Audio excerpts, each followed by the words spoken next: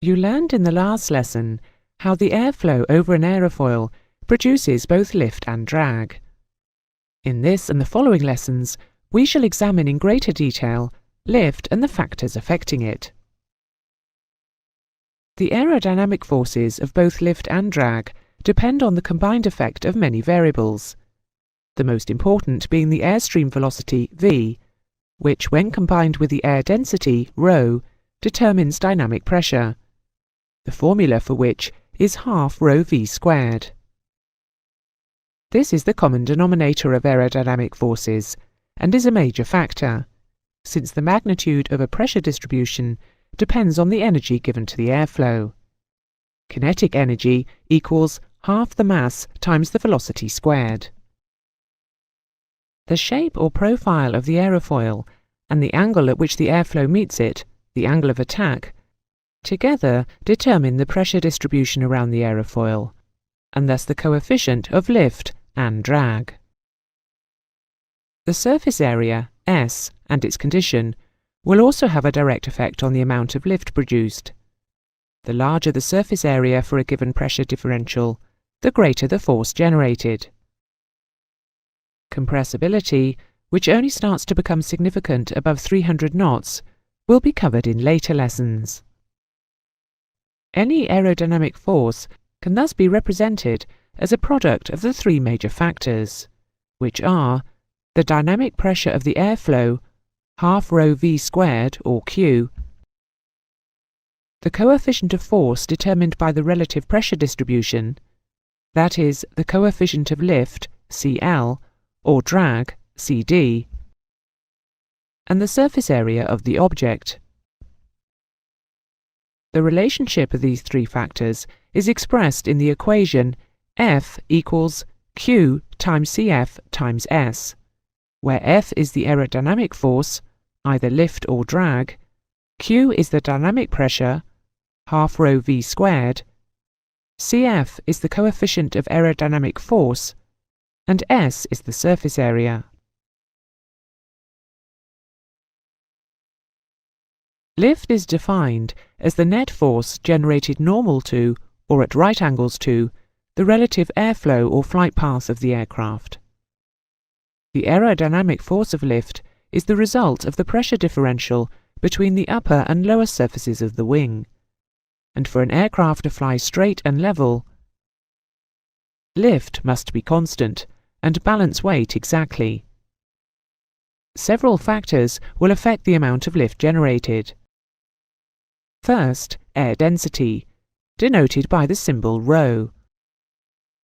Next, the aircraft's true airspeed, or TAS, enters the equation as v. The next factor is the coefficient of lift. The final factor is the wing area. Dynamic pressure depends on air density and TAS, and is related to the kinetic energy of the airflow. So the formula is based on half the density and the square of the TAS. Remember that for straight and level flight, lift must remain constant. It is important to remember this formula. L equals half ρv squared times Cl times S.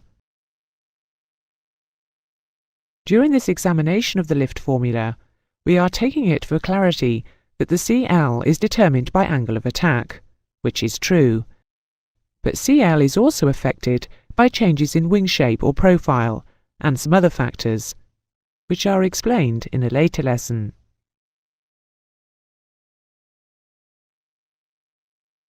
There is a direct relationship between density and the TAS that an aircraft will achieve for a given IAS, usually in connection with a change in altitude, since density decreases as altitude increases.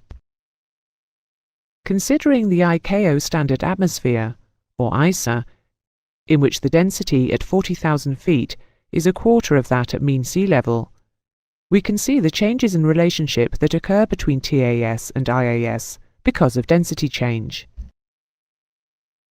To maintain constant lift as density decreases, any of the elements of the equation could be changed. But it is impractical to change wing area, and inefficient to change CL from the best lift-drag ratio at 4 degrees angle of attack. So since the dynamic pressure must be maintained, if one element drops, the density, the other, the TAS, must rise, in this case to twice the sea level value. Because of the square function of the TAS, doubling it would increase dynamic pressure by 4, compensating for the fourfold drop in density.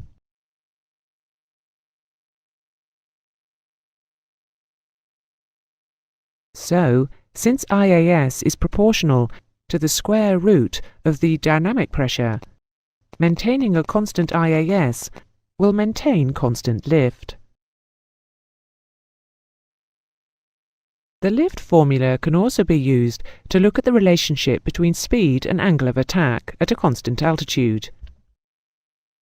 As before, if one element of the equation is increased, another must be reduced.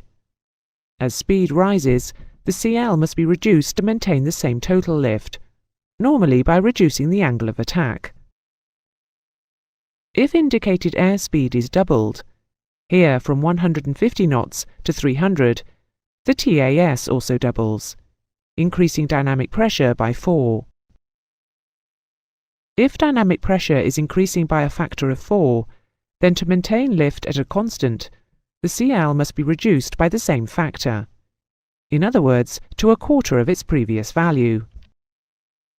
By reducing the angle of attack appropriately to keep the aircraft at a constant height. To make this principle easy to understand, we can say that TAS will change in proportion to IAS at a constant altitude. This is, however, not true of speeds above Mach 0.4.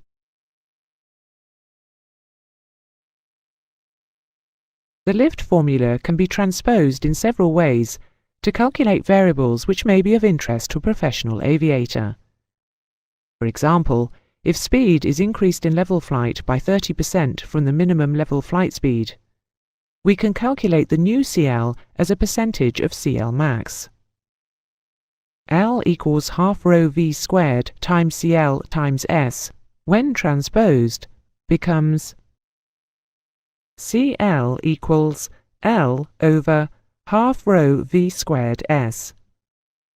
Since density, lift and wing area are constant, this can be written as CL is proportional to 1 over V squared. 30% above can be written as 1.3, so 1 over V squared becomes 1 over 1.3 squared. This equals 1 over 1.69, which is 0.59 or 59%. So, while flying at 30% above minimum level flight speed Vs, the CL will be 59% of CL max.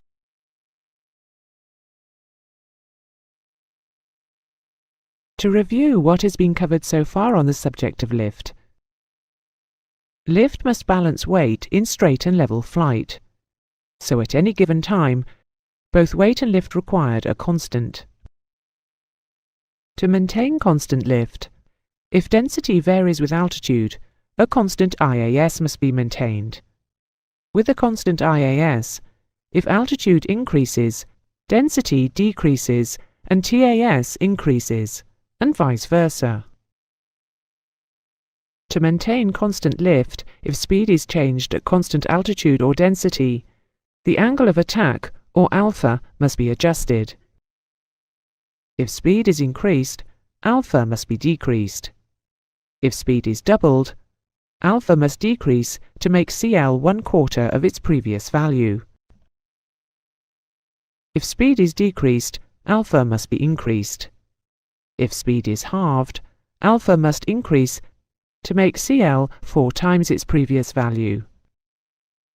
Generally, a cruise speed is derived so that an aircraft operates at its optimum angle of attack, with maximum lift-drag ratio, typically around 4 degrees.